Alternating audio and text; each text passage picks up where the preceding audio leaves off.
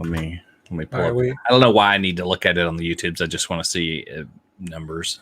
All right, we are now. So if you see, oh no, we lost a subscriber. That's not the way we start the show. Oh shit. Good morning, everyone. Oh, afternoon already. Hey Clay, how are you? I'm good. How are you doing, man? So welcome everyone to a special show. We normally on Sundays we do a full show with the whole crew. We're actually planning on taking a break this week. Hold on. Diggle. Yeah. Go rescue somebody. Not the Green Lantern one. But we were actually we're planning on taking a break, and then HBO dropped this last night. Clay told us on our internal chat, like, hey, look what's on HBO Max now. Yeah, it just showed up in my it just added feed. Yeah, so usually Saturday evenings is when HBO adds their new movie for the week. Which, I mean, that's been going on ever since I've had HBO. Saturday night is when they put in a new movie from wherever they get them. So this must have been the movie for the week. They get them from Blockbuster. They just go and rent them. Probably. And they put them online. Now, if you don't know what movie we're talking about, and you didn't read the title of the video, we're talking about the New Mutants, 2020 New Mutants. But before we get into the actual review, Diggle's got a lot to say about this movie. He does. He has a hot dog opinion. You get to talk on Dog Talk, not on my show. Yeah, I know this is about Fox, but that's not an animal. That's not the animal that we are actually talking about. But this movie was supposed to come out a long time ago. So let's go, before we go into the review, let's go through the timeline and a little bit of research that we did, because we are consummate professionals about preparing for a show, especially when we decide to do it the night before.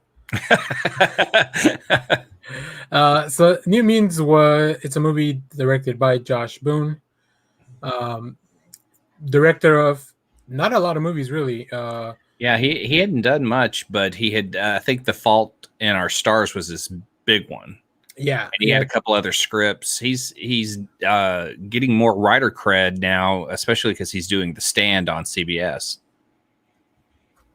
Right. Yeah, which is, I haven't seen it. I don't know if you've heard anything about it. I watched the first episode, and I'm a big fan of the book. I really even love the 90s attempt at doing it on ABC. I love everything about that one. I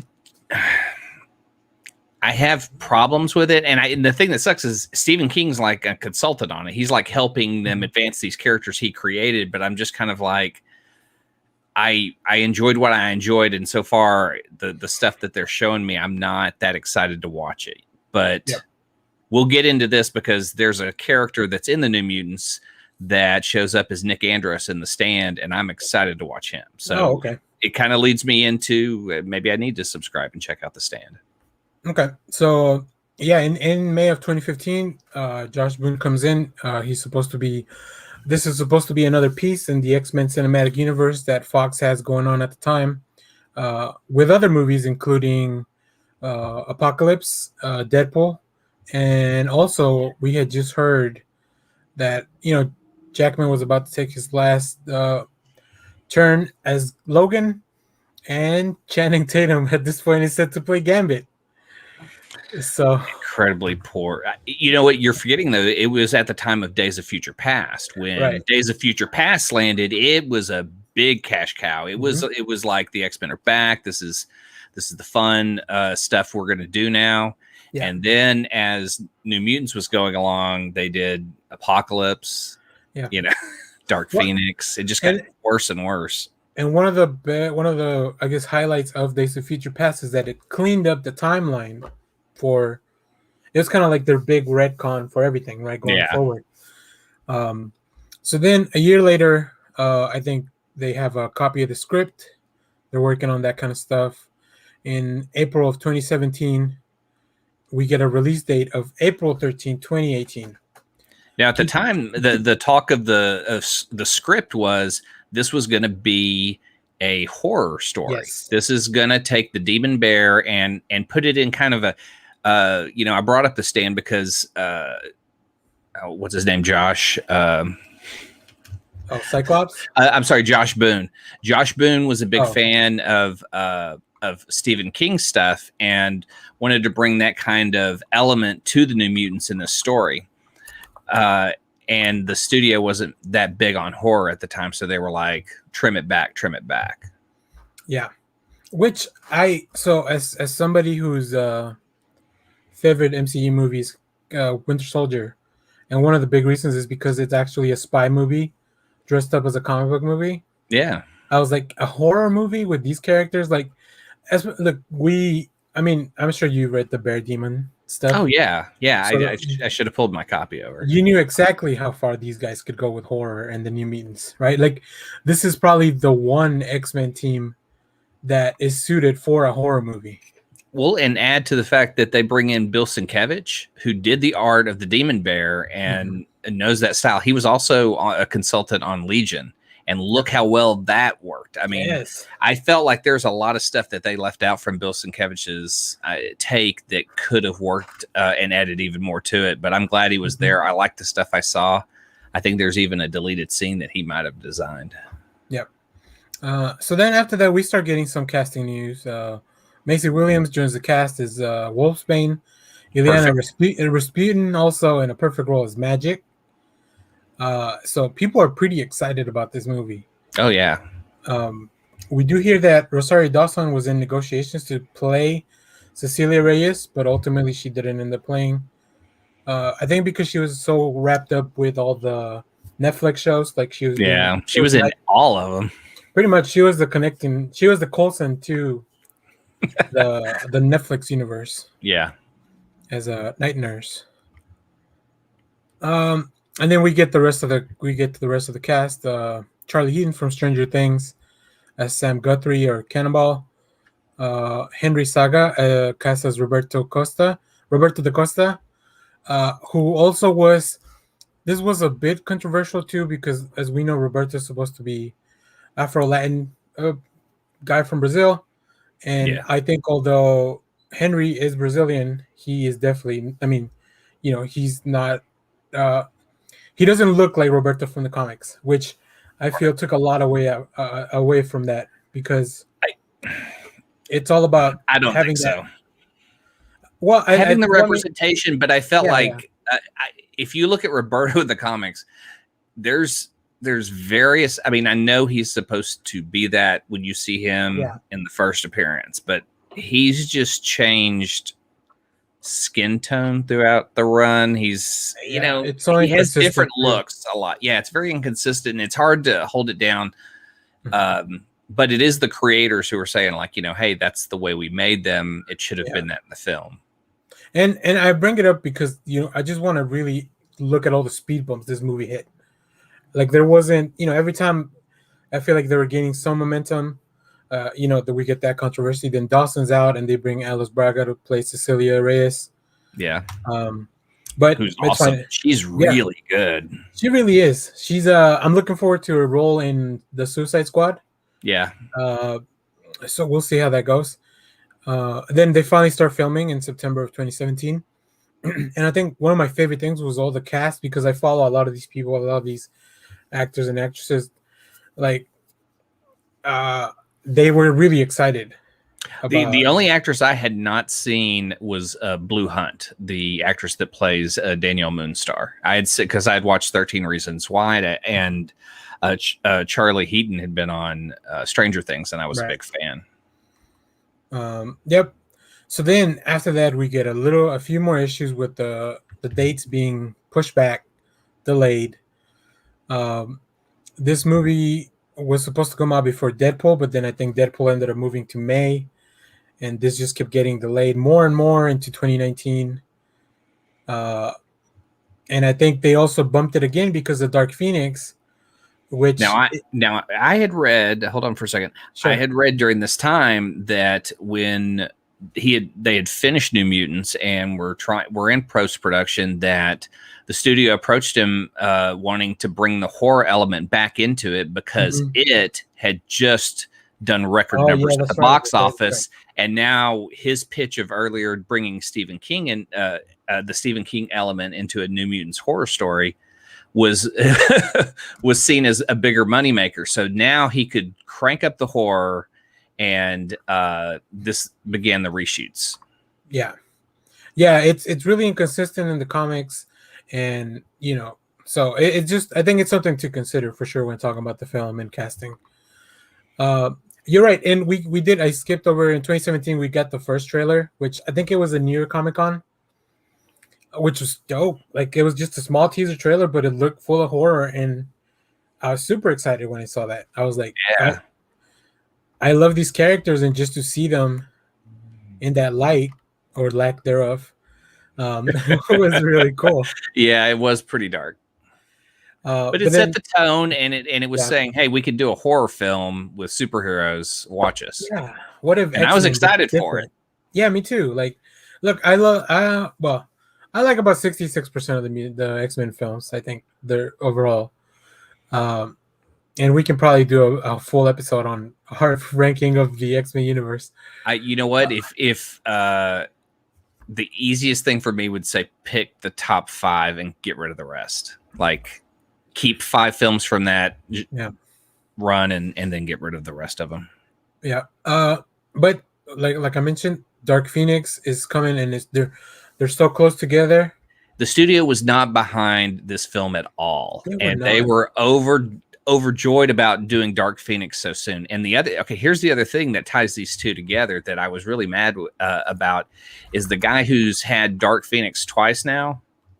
And he's messed it up. Oh my God, I'm looking for his name in here.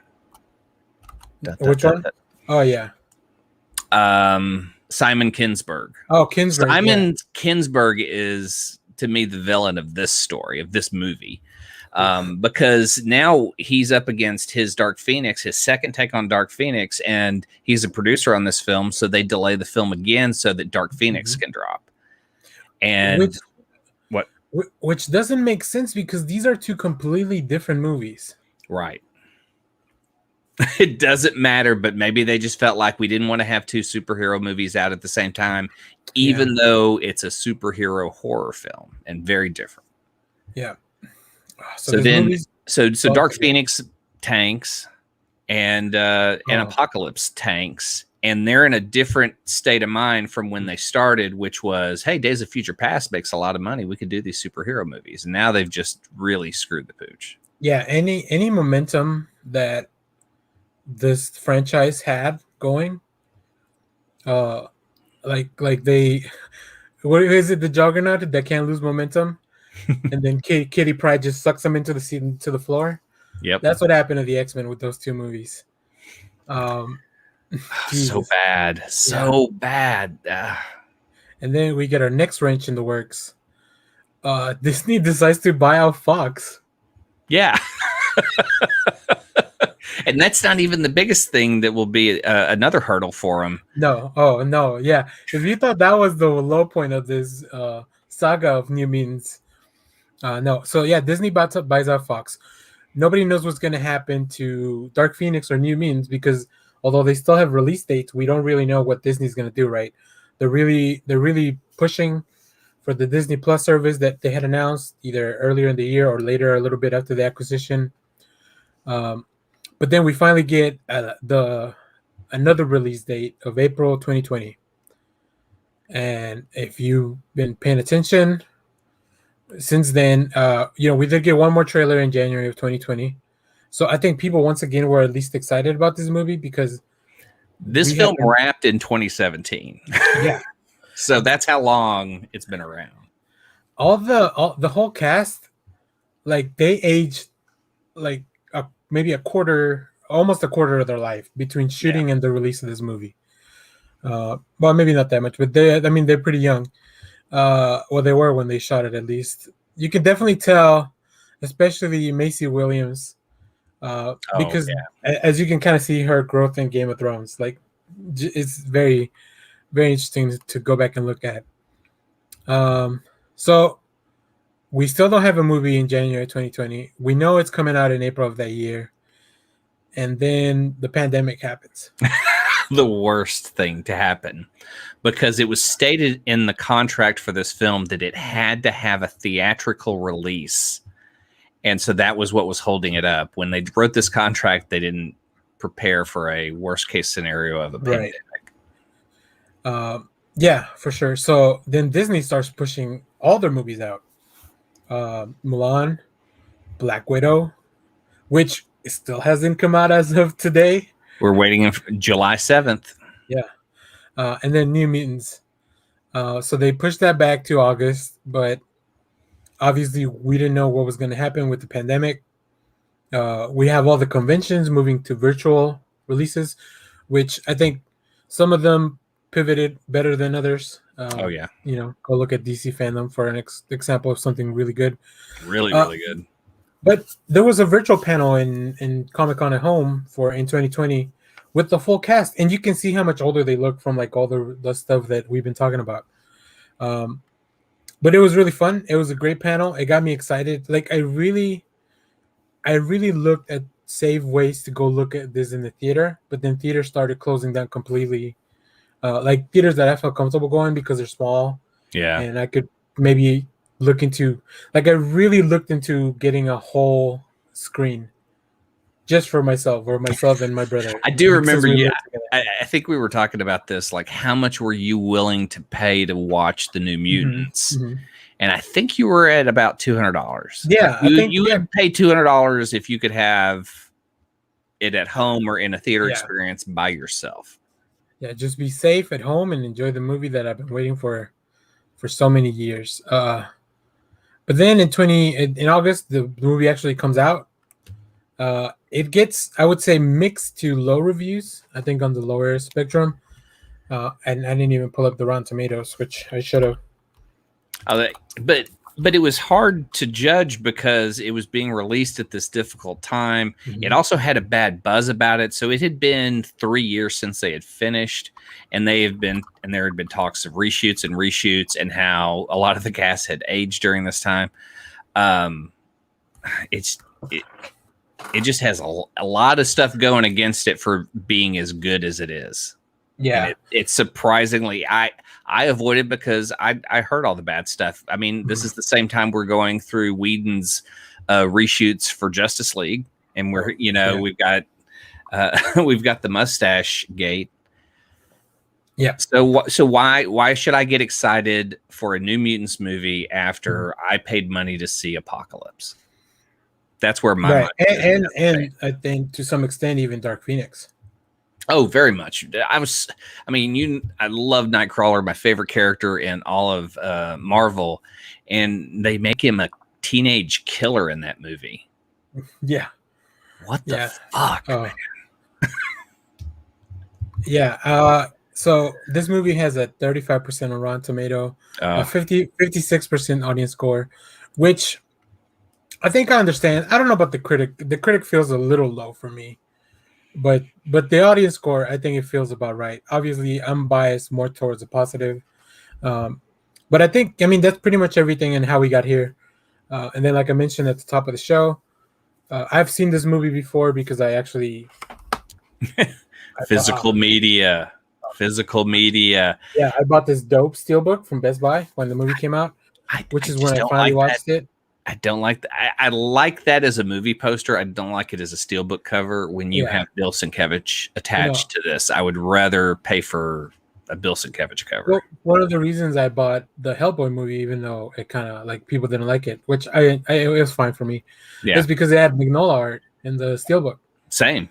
I own a copy of it because it's his art.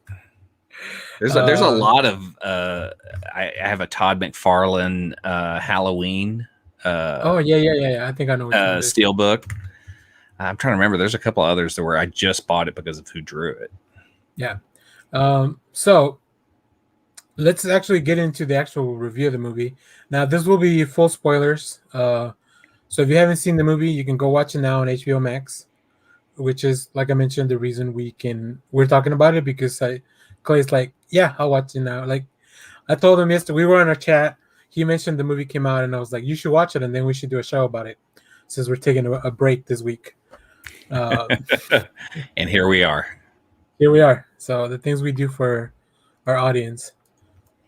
Clay, why don't you start? That way I can start it. Like, I'll push it back up. I'm a diehard New Mutants fan. I bought these books off the shelf. This was at a time when you go, oh, they're going to have a new X-Men book, and you're not talking about like the 20th. You're talking about the 2nd. It was Bob McLeod art, Chris Claremont writing. They were just I think for the first 4 years, you're getting incredible story art. Bill Sienkiewicz comes along and kind of redefines that book and the style. I remember at the time people hated it. I heard a lot of people just shitting on his art, and I'm just like, it just looks so cool. How can you? It was just very not appreciated at the time. I felt from a lot of fans. And so I've been excited to see this story for a long time. And the beats that I wanted happened that I got from the comics. I love Sam and Roberto hanging out and just being buds. I mean, like that was so much of the comics was their friendship. Yeah. And so just seeing those two, even though it was played down a lot, I think you get maybe 2 great scenes of them together. And that really made me the happiest. Rain was great. I think at the time Marvel wanted to. It felt like the other X-Men team, both from the Giant Size era and the original X-Men, who are now X Factor, I think, right? Yeah, they had come back around X Factor. Marvel felt like they were a little bit too old now, that they needed the teenager book again, which is kind of what I think some of my favorite stories come from when it involves the students at the academy. It's the time when they think they're ready to be X-Men. That's always the best story, and they're not. Which is why I've always liked stories with Kitty Pryde, because she's kind of like our proxy. Jubilee as well. She's kind of like especially in the cartoon, Jubilee was the proxy for everybody, for the watcher, for the fan. She's the millennial proxy, and Kitty Pryde's the Gen X proxy. Yeah, and I think I wonder who the new proxy is. Maybe it's Glob. I like that. Yeah, which another amazing character. I love Herman Glob.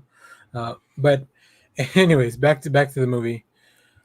So overall, I really like how dark the movie got at some points, like the horror factor of it. I think it really works. The odd part of this film is the lack of cast. You're in a mental facility with the doctor who basically does everything because they don't show anyone else working there. Yeah. Yep. And it's all old, dirty, green lead paint falling off of stuff, and that's in the cafeteria. Yeah. He set the tone really well with the look, and even with the characters that show up as the nightmares, I want to say the smiley face men. Yeah. Mm-hmm. You know what's funny? Well, that's not funny. It's ironic, I guess. This feels like a movie made during a pandemic because of how small the cast is. It's like a bottle episode of a TV show. It all takes place in this building. They get outside for a handful of shoots. Very little. Like it's minimal, and then towards the end with I'd say maybe 8 scenes outside. Yeah, something like that. It was both figuratively and literally contained because of the force field. But I think I like the cast. I think they all act very much like their comic book counterparts. I mean, I'd like to go through each one of them because they were all home runs. And for me, Liliana was probably the most dominant figure on film, and I think it was Anya Taylor-Joy's portrayal of her and the way she should be. Not the quiet, angry girl in the back, but the loud, angry girl in your face. Mm-hmm. She's just great in everything. I don't know what what else. The Witch was amazing. Everything she does is awesome. And so just this movie, she's brought this character to life that has never been on film. So I kind of love that part of it too. Yeah, I although I know why they had to do the accent, I think that was probably the least that, and she had some dialogue where it tried to be edgy and it just kind of sounded. I mean, it was just offensive, I guess. Yeah, I mean, there are moments they don't explain why a teleporter can exist in solitary. You know, she's sent to solitary and she's very upset, but she can teleport, but she can't get out of that. So they don't explain a lot of those. Exactly, we stand it. Anya Taylor-Joy, and I will tell anyone who go watch Queen's Gambit. She just dominates. Do yourself a favor. I mean, I know that's a lot of time commitment to watch, but damn, she's good in that. Yep. Yeah, it's very good. Anything that she's in, I'm definitely at least I'll check it out.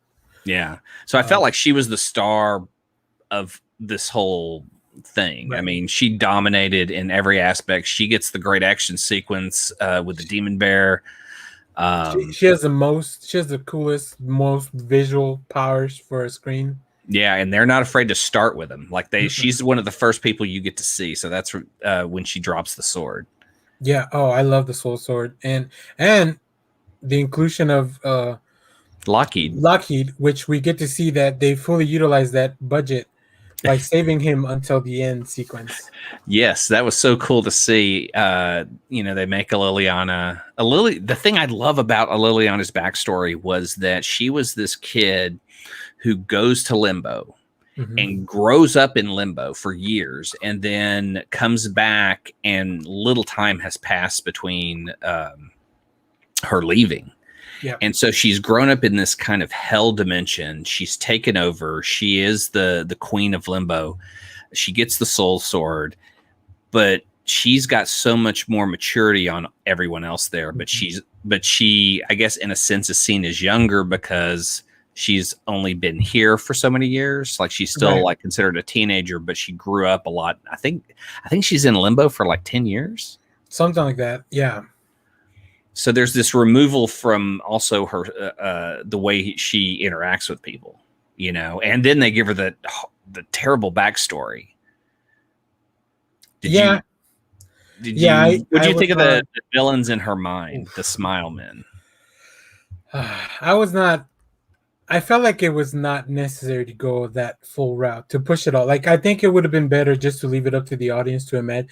I feel like sometimes not showing the bad thing makes it even scarier because of whatever we make up in our head, because we just kind of fill in the void with our own insecurities and fears.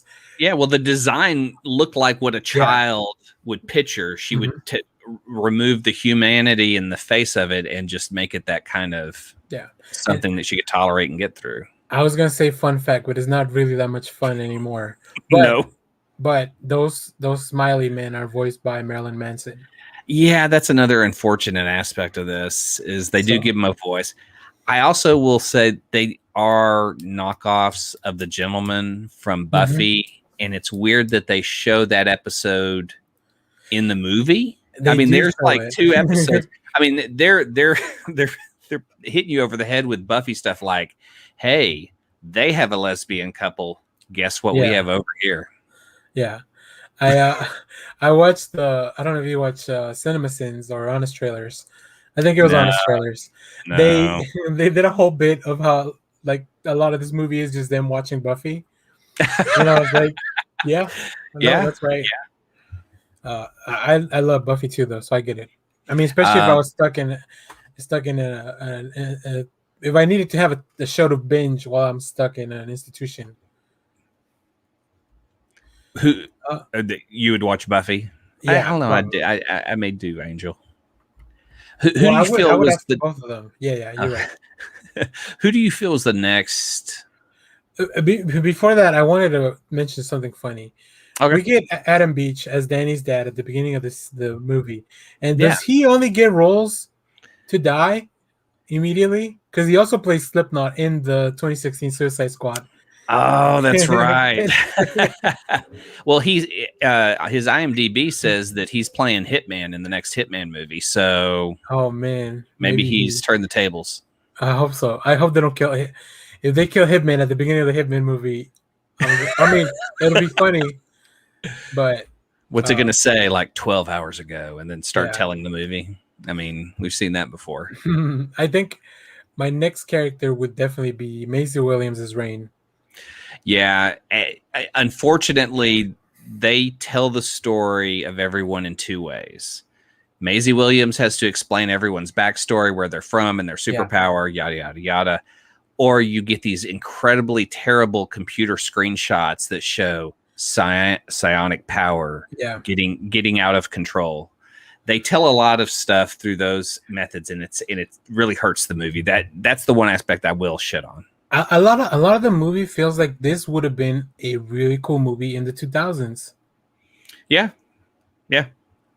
Which, I mean, I think as long as you have people like Kingsbury on your team, I think a lot of this stuff's gonna feel like that.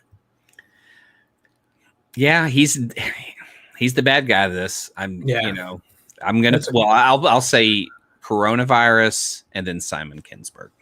Yeah, but it's very close. It's very close. Very close. Maisie Williams is so great as Rain. She does the Scottish accent to where you can understand it.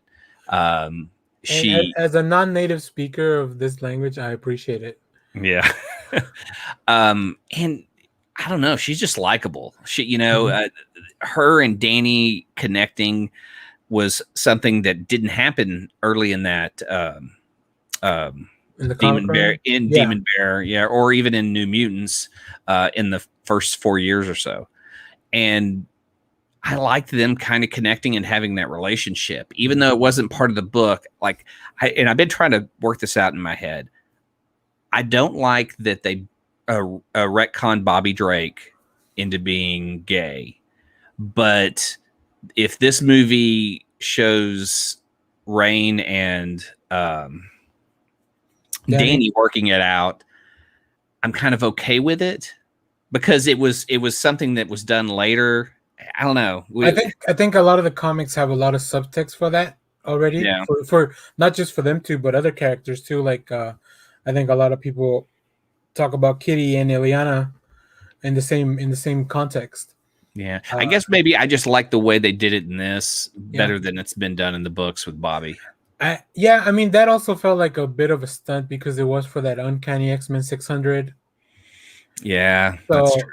So this is not more subtle, but like we didn't know this was going to be the when we started this movie, we didn't know that it was going to be the last X-Men movie. Yeah, we got right. Yeah, but I love those two together. I mean, if this movie went into a trilogy, I'd love to see that relationship continue and where they were going to put it. One of the things I read before this was that this was supposed to be a trilogy, and Mr. Sinister wouldn't be in it until or he was going to be introduced in the Gambit film. Okay. That makes sense. John Hamm was going to play Mr. Sinister. Oh my God. That was the rumor at the time. And then it was like a rumor he was going to be in the end credits for New Mutants. Yeah. Both of them immediate chemistry, especially that scene at under the dome where they're looking at the stars. Yeah. It kind of reminds you of like when you were a teenager and like all the stuff you kind of would have to do and just those feelings of a new relationship and all that, Well, you take there's a scene where Maisie Williams goes up into the tower to save Danny, where she's and she has to connect with her. She has to connect with her, convince her what she's doing wrong, and that she is a friend and she is there to help. And that scene is what locks you into those two. Yep. And just the joking. I mean, they just do everything right with it, and it's and I don't mind the change. No, same here. Who do you want to talk about next? Hold on, one more thing on Wolfsbane. I will talk about. We got more blood and gore from this than how many Wolverine movies did it take before we saw like what real damage Wolverine can do? Like to Logan, pretty much. But we get to see the full-on cuts and scrapes that she does when she has the nightmare of the priest coming back, and you see his face, but you also get to see the damage she does to Cecilia at the end. Mm-hmm. Oh, so good. That's true. We can kind of transition onto Danny since I feel like it's a natural transition to that. Yeah. Oh, definitely. I don't know, like as being kind of the POV at the beginning, she wasn't dominant enough to kind of carry a lot of the movie. But once you get in with everyone else, that's all you kind of want to see is all the interactions. Yeah, I think on her own, the character was a little bit underwritten for the beginning. Yeah. But once, like, this is pretty much just with everyone. I think once they all start working together, that's when it really clicks because the cast has a lot of chemistry with each other. And in the comics, the best stories are when it's a bunch of the kids all together. Oh yeah. Just them hanging out is always fun. And I think in the Demon Bear story in the comics, what is different is they actually have a sleepover with students from another school. So it's them interacting with other kids and stuff. So it's like a way bigger scene. Is it the Hellions? The Hellion school? I can't remember if it's that or I think it's one normal school. Oh, okay. Yeah, because the Hellions are a few episodes away from there. Yeah, you're right. But I also want to point out there, I should have pulled a screenshot of the New Mutants cover that I felt like they were doing a tribute to when Rain and Danny go out to the funeral or go out to the graveyards and lay on the grave and look at the sky. Okay. If you want to send it over, I'll put it up. Yeah. It's New Mutants cover by Art Adams. And now that I think there's actually a New Mutants one and a Hellions one. An homage that was done. I hate that live. Okay. Can you drop it in? Let me see if I can find it. There's a lot. If I just say Art Adams, New Mutants, there's a lot of them. So it's graveyard scene. Oh yeah. I got it. Yeah. I kind of was also hoping to see Danny's connection to the Valkyrie. That's dominant later in her storyline because she was witnessing a lot of death out there. So I thought, are we going to get to see some of the beginnings of that power so that they can hint that she's got more than just one? But she just kind of was a light character that just kind of carried us through. She shines better with other characters around her. Yes, that one. Yeah, 38. Okay. Is that the issue number? Yep, 38. Okay. Yeah, I know what you're saying now with at the cemetery with very cool. I don't even remember this cover, so that's what I'm around for when Kyle's not here. Things Clay can remember.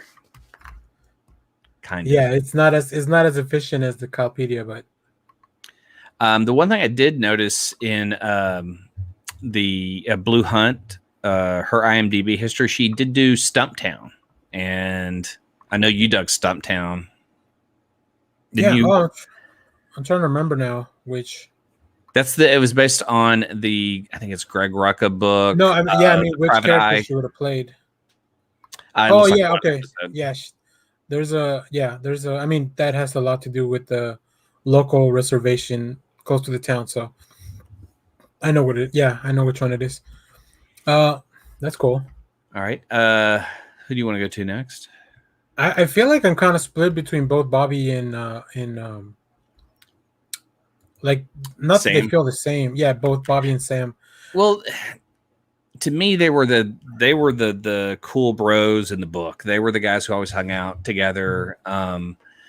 And so seeing the way Charlie Heaton took on this role, I was surprised because he does a Southern accent already in Stranger Things. In here, he took it a lot further. Like he really brought out a different Southern accent, and I'm not sure if it's Kentucky based or not, but it was pretty damn good. Yeah, I was really surprised how good his accent was because he's British, born in Leeds. I think like one of the big themes across this movie is that these characters are all damaged in some way. And I thought Cannonball was the most visually representative because not only was he hurt, because he's only nearly invulnerable while blasting, not fully invulnerable. But then it was also some self-abuse. Yeah. Like he feels guilty for what happened in the mine. Mm-hmm. Yeah, he and I felt like that was one of the best scenes in the movie is him reliving the nightmare of being in the tunnels with his dad. Oh I, god, I, that was so good. out of all the nightmares that everyone had, I think that was the strongest scene because, like I said, I had some issues with the Ileana scene, and then I really hate the priest because he's really scary. Yeah. The makeup is so good when he does the head turn and you just see the cut The flesh slashes. hanging there. Oh Yeah. man. But I really am bummed we're not getting a trilogy out of this or even a sequel. when we see him, when we see Sam trying to practice and that with whatever that thing he ties around himself, and then crashing all over the place, like we see why he's hurt, but we see it's because he's trying to like actually learn how to use his powers. Yeah. Like To he kind can't of even trust himself to go beyond where that boulder's holding him. right. So that was very cool. And then but he never got to overcome that. That was the one part. Like he was able to figure it out in short spurts at the end. I was really hoping to see him fly and figure his power out. Yeah, I love. I mean, I love what they're doing with him right now in the comics. So Sam is one of my favorite characters, and he did an awesome job. The whole Guthrie family in the comics is super cool. Yeah, and so yeah, Berto. Berto was perfect in the sense of the tone of that character from the get-go. Like the pop collar, the cocky look. Oh my god. And I was like, man, like he, that's who he was.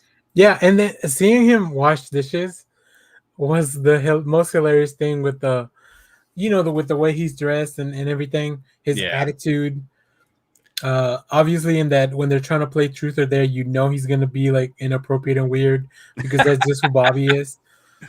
But then when we see his nightmare or that whole sequence at the pool, which I didn't know what was happening because we see a little bit of that in the trailer, but we don't see the payoff of the fire, I don't think, until the movie. Yeah. I was like, man, that's like just trying to think what that would be like or something similar. Like it's that you would cause somebody you care for that much pain. It reminds me of Rogue in the first movie. Yeah. I was trying to remember Berto's origin, and I don't remember him killing a girl. I thought he was there just because his parents were embarrassed of him. I thought so too. Yeah, that's what I always remember his backstory being. And another element to this was when this movie was more on the bigger hype train, they were going to introduce Roberto's father, and it was going to be, oh my God, the guy that played Zorro. Antonio Banderas? Yes, Antonio Banderas was going to be Roberto's father and a future villain. That is what I had read. Huh. Okay. Yeah. I don't know. I don't know that. Yeah, I didn't know that. He would be a great villain. I don't know. I don't know, man. Like I kind of want to just, if they were going to go further, I'd really want more superhero villains to fight. Boring politicians and rich people kind of suck in superhero movies. Yeah. Yeah. You have to be, the thing is, and I think especially now, we have so many bad, shitty politicians that it's hard to write somebody that looks more evil than normal, than real life. Well, okay, take Sam Rockwell. He's been in the MCU. What a boring character. And that's Sam Rockwell. We could have had him do some awesome shit. Yeah. But he's already played a boring billionaire. I wish he's one of the characters I wish would come back. In one of some of these Disney Plus shows. Yeah. And just and he might, their Armor Wars is primed for Sam Rockwell to come back as Justin Hammer. One thing I will mention again is that the Stand has, or the guy that's playing Sunspot, Berto, is in the Stand playing Nick, the Rob Lowe role from the first Stand series. I get more excited knowing that he's playing that role and how well he did as Roberto. I mean, he every line kind of oozed that creepy Roberto vibe. Yeah. But then when he's talking with Sam, he just needs a friend that he's never had before, and Sam is just willing to be that best friend to him. Yeah, they're very good at those moments where he needs to feel human, so we actually like him. Yeah, They do show that very well. So I agree. Maybe I'll check out The Stand. Maybe there'll be like a trial period for Paramount. It's going to be an ongoing series, which is weird because it was a book that had a finite ending, and now maybe Stephen King's over there writing stuff. I guess. I don't know. I should really not knock it and just say, hey, I got more Stephen King, and watch it. Right. But I watched The Dome, and that kind of bummed me out on Stephen King events. Listen, that's the last one I watched. Stephen King's he's prolific, but he's also very hit or miss. So. Yeah. You want to talk Alice Braga for a second?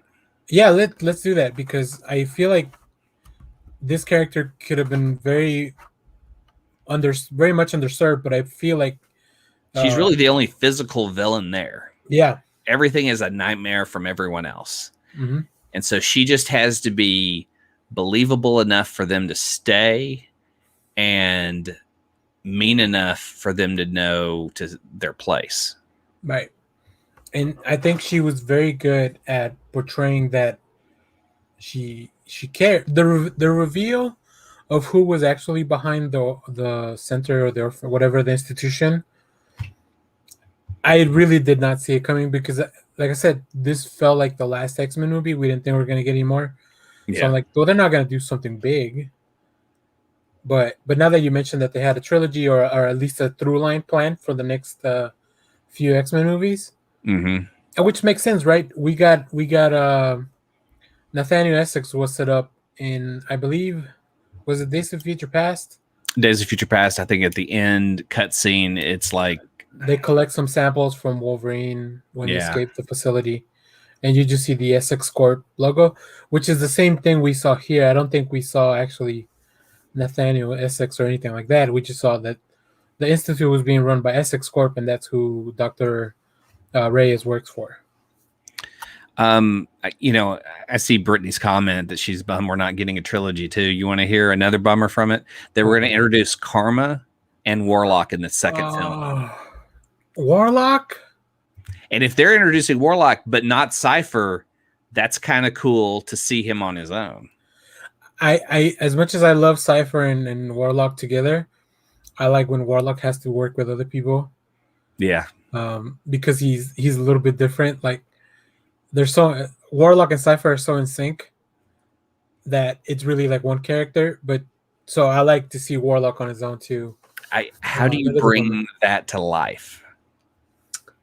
Because he just looks like a two-dimensional thing. I almost would like him to be 2D animated. Yeah. I mean, that's what he is, really. Yeah. I've never gotten the 3D vibe from the way Bill drew him. Yeah, and it feels like it would work, if anything, because he's supposed to be an alien. Yeah, I mean, he should look very basic, but then when he merges with anyone, it should look it should make Iron Man armor look like, Mach 1, the early version. Yeah, for sure. That is a bummer. I don't want to hear any more bummers, Clay. but I mean, that for a movie that's been shelved for 3 years, that's had all these hurdles, and to be, messed with by the studio by all these stories of like, we don't want it to be as horrific, and now we want it to be more horrific, and now they're not sure what they want. And then it's even delayed by other X-Men movies.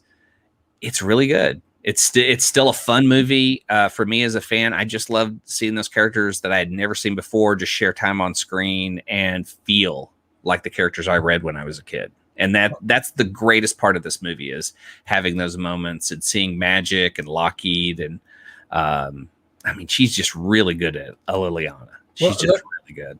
Let's go into the last big action scene, because I think that's what solidified the movie for me. Like, overall, anything prior to that was either I really enjoyed it or I thought it was not, very hit or miss. Yeah. But then the end sequence, like, the kids find out that it's not really the Xavier Institute and they want to leave, and they have to confront the doctor, who it really feels like she should have had at least one more staff member Yeah, as a back, somebody. as a backup. Like there's this weird, how is this whole place working? How is Right. she security and the doctor and the administrator? And I didn't see a lunch lady in the whole place. Yeah, like when she goes to sleep, like does the dome stay up? Like I don't know because she was the one creating that, so I don't know. Yeah. One gag I really enjoyed was when Ileana made Danny run into the dome. Yeah. She She's enjoyed so, that so much. Like she's so mean. she brought so much life to that character. That's so good. Yeah, but yeah, then we finally get the Danny is hurt and she finally lets the demon bear out. I guess I mean it was kind of a the demon bear has always been kind of weird as far as like trying to explain where it comes from and because it's a little bit different. I think every time they revisit the character. And this one, it just felt like Danny was keeping him at bay because of the drugs that she was taking in the institute, in addition to like her just trying to keep it at bay after the incident at the beginning of the movie. Yeah.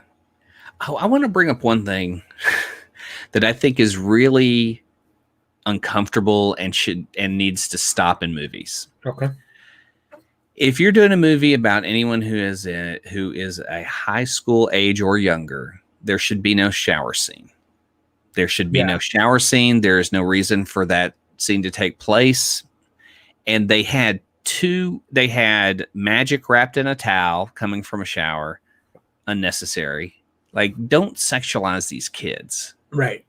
Yeah. No matter if the actors are older than they're playing, like that's not what you're portraying in the movie.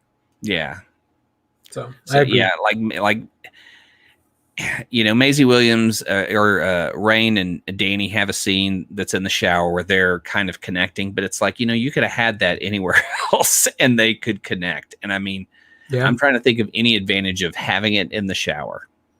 No, I mean, unless it's it and you need the clown to come out of the sewer. No. Which I hated as a kid. All right, so that's Dr. Reyes, and that's the first time we've seen her. First time she's been okay. Yeah, they did have, I think.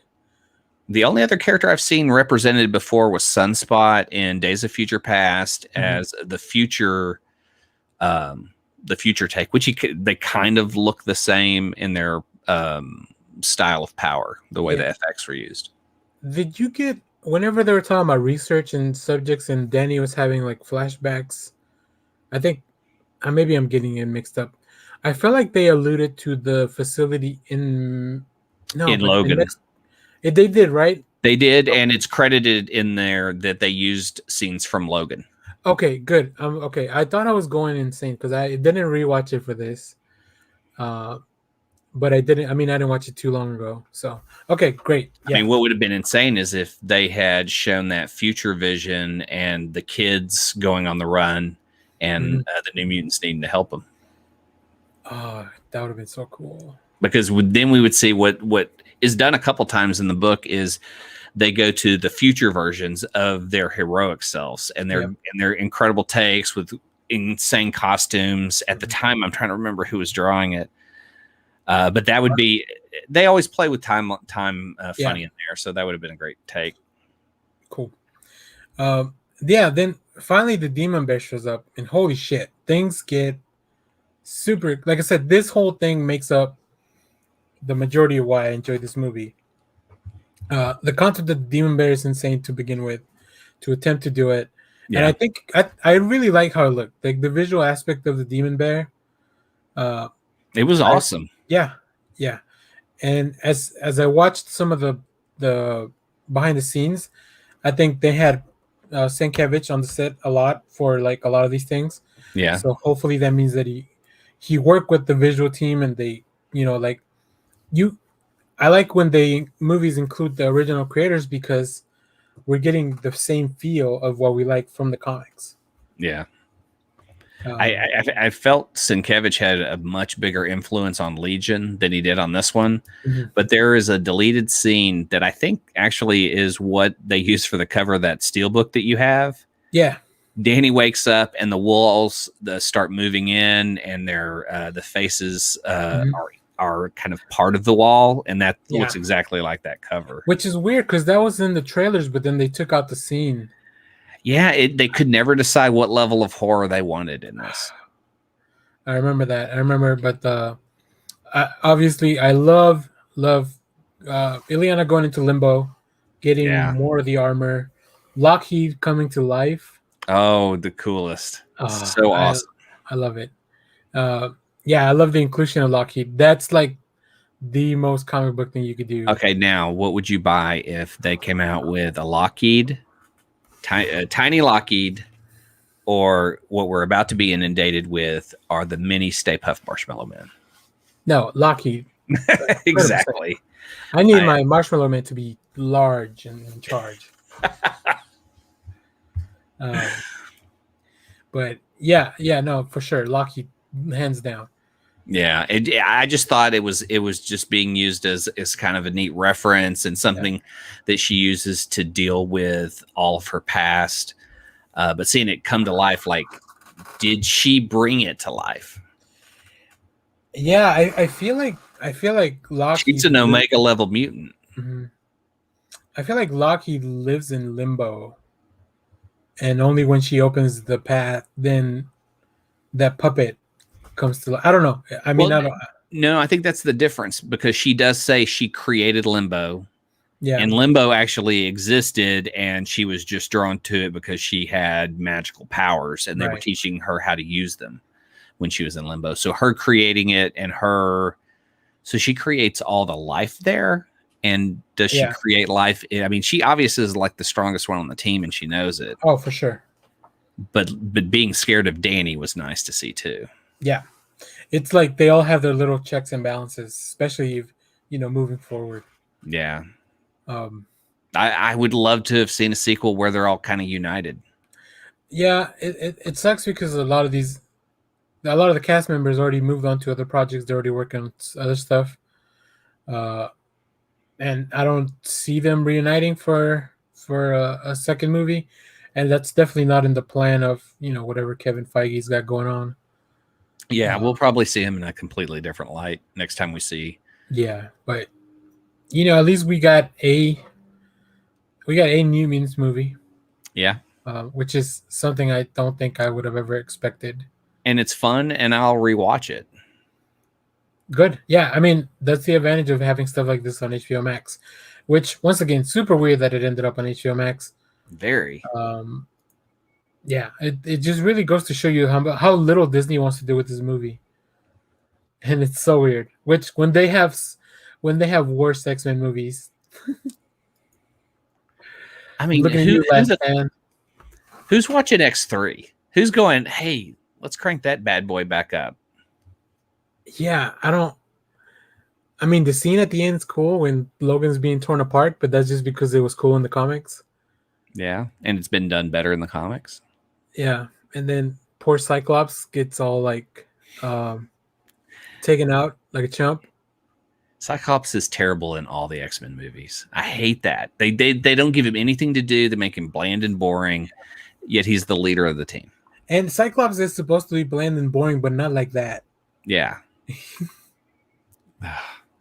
You know what, Brittany, if you can find the movie, if you already have the movies, I would say skip Wolverine Origins and X3, maybe, in Apocalypse.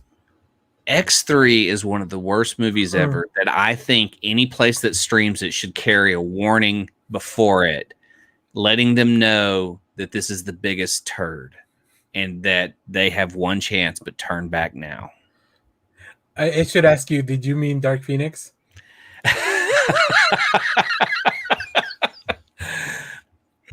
Then at least you get, I think if I had to pick one. Oh, okay. She's talking about New Mutants. Yeah, you should have go watch New Mutants.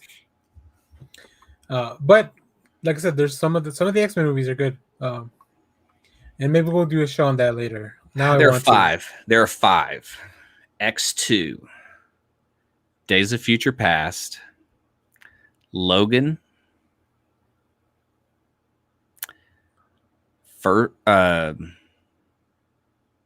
Yeah, you're right. First Class. class, and New Mutants. I mean, I would even include the first X-Men. I You say did the first? X2. X2 No, the has the first one. one. Oh no, I don't include that one. Oh, okay. I don't like that one. But I we could get watch that, X2 and not need X1 at all. we get Like that great I know who line. you guys are. I know who you are. We get that great line from Halle Berry. Did you know what happens to a toad when it's struck by lightning? The same thing that happens to everything else. All right, Clay, do you have any final thoughts on New Mutants?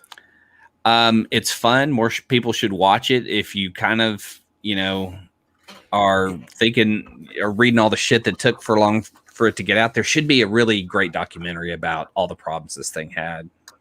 I think the whole X-Men universe would make a great documentary of like just the whole from the inception in the early 2000s.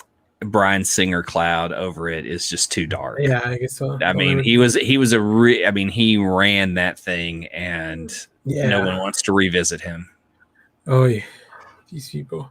I think this is another example where studio interference just ruins a movie. Like I feel like studios need to, once they bring on people and they're creatives, they need to leave them alone. Yeah. Like you hire these people for a reason.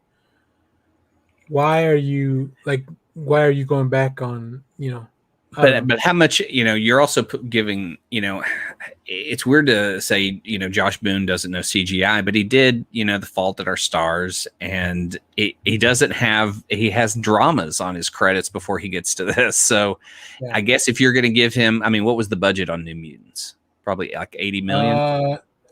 80 million, yeah. 80 million. And I think that was because of the reshoot. The original budget was 67. That for that price, and God, I thought it was even cheaper just watching it because it was just all shot in one place with the same 10 people. That's how much 4 minutes of Justice League cost. The biggest scene in that entire movie is the nightmare scene of Sam going through the cave because they had to put, a bunch of miners in there. Yeah. Well, and the bear stuff. Yeah, well, yeah, the bear stuff. But I'm just saying, as far as cast wise, there's like maybe 10 people in that whole scene, and he's not wasting money on cast. Yeah. He's not wasting money on location. It was all Demon Bear. It had to have been. You said miners, like people that work in a mine, and I was like, what the fuck does Clay mean miners? Like I was like, where were the underage people? But, yeah. Okay. If you have HBO MAX already, go watch this movie. Like, I think it's worth the 90 minutes that you're gonna spend watching this, especially if you're a fan of the comics. And as much as of a knockoff of the Gentlemen, the smiley face men were, I'd still buy an action figure with them because they just look creepy as hell. When you remove that face and it's just flesh and teeth. Yeah. I think one last ding that this movie had, they misspelled Bob McLeod's name at the end of the movie in the original release. Yeah. Which, come on, Fox, do better. You used all of his material. You can at least credit him properly. No, you spell Stankiewicz correctly. That's true. But he was there. He was there. Yeah, I guess so. So yeah, go read some new. Maybe we'll tweet out some New Mutants stories to read. The first 3 years. Get the original. I think before that run started, they did a graphic novel story of the New Mutants, and you actually get an early story. That's how they're introduced. I wish the movie had done better, so my comic would be worth more. Well, if you had the one that Deadpool's in, it would be worth a lot. Yeah. The misspelling the name of one of the creators is insanity. Like that feels like, I don't know. It's like misspelling Stan Lee's name. Right. Yeah, pretty much. Okay. Well, I think we've talked enough about New Mutants. I want to thanks Brittany that's in the chat. Thanks anybody else that joined us. Cesar, I saw you earlier. Thanks, Brittany. we're gonna continue to do more live stuff and then more videos and stuff. Clay put some amazing videos of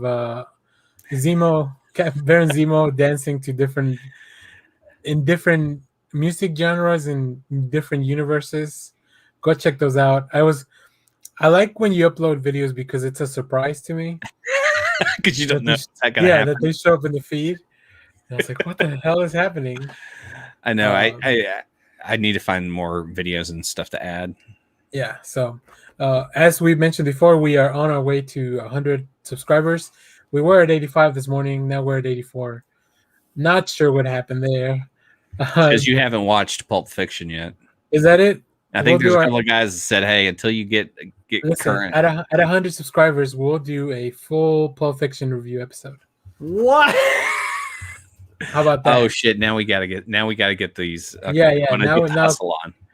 Kyle and Josh are gonna also get on it.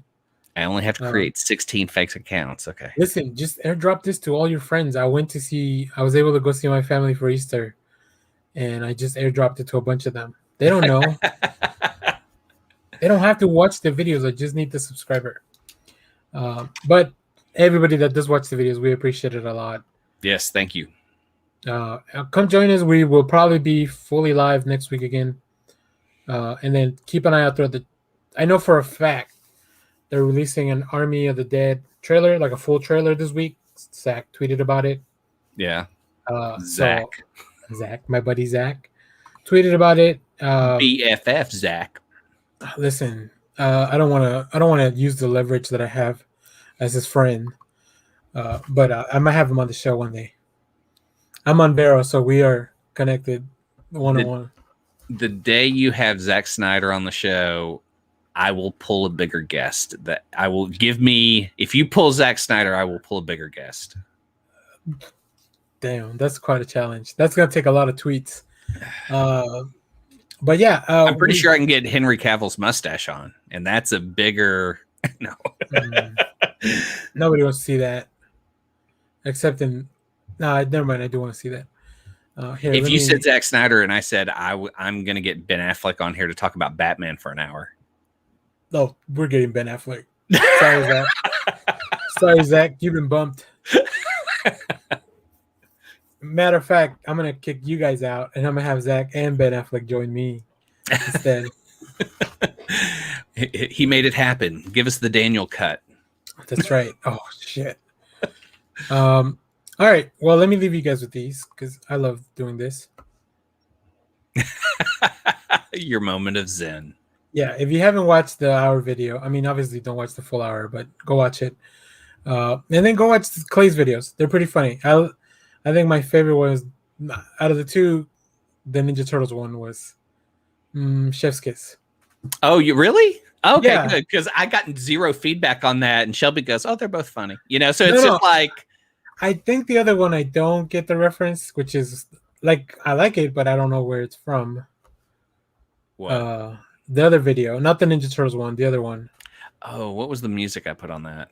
Yeah, that's why I was gonna do a Mortal Kombat one, but then they released a new Mortal Kombat song, so maybe I'll do it with the new song, which is just a remix of the old song. Anyways, we're boring people. Yeah, we are. So we're gonna end this broadcast once again. Thanks for everybody that watched live. Like, subscribe, share. Let us know if you like New Mutants, if you're going to go watch it after this. If you don't have HBO Max, help us get to 100 subscribers, and then we'll hook you up with a month of HBO Max so you can watch this movie. And a bunch of other movies. For a month, we will give you a playlist of what to watch every day for 30 days. Oh, for sure. Hell yeah. We can. Oh, we'll get you your money's worth out of that. Okay, so the other video is Zemo's Got the Touch. It's Zemo dancing to the Transformers song, You've Got the Touch. Oh, that's why I said that to Kyle, because I thought he would appreciate the Transformers reference. No, I missed that. Because it's the oddest song. That means nothing to me, Clay. You've Got the Touch from Transformers? Okay. Sorry. I'm not. Is that from the old cartoon? Huh? Is it from That's from cartoon? the movie. The movie, yeah, the cartoon movie. Yeah, okay, yeah. It's been so long since I saw that. I think we could have Kyle on, ask him a question about it, and then have an entire episode of him just talking about the Transformers You've Got the Touch soundtrack. Yeah, yeah. Oh my god. Also, there's a really cool video going around of this new Optimus Prime toy that everyone like. It's Transforms voice activated. Anyways, go watch that. All right. But yeah, thanks for watching. See you guys next time. Later.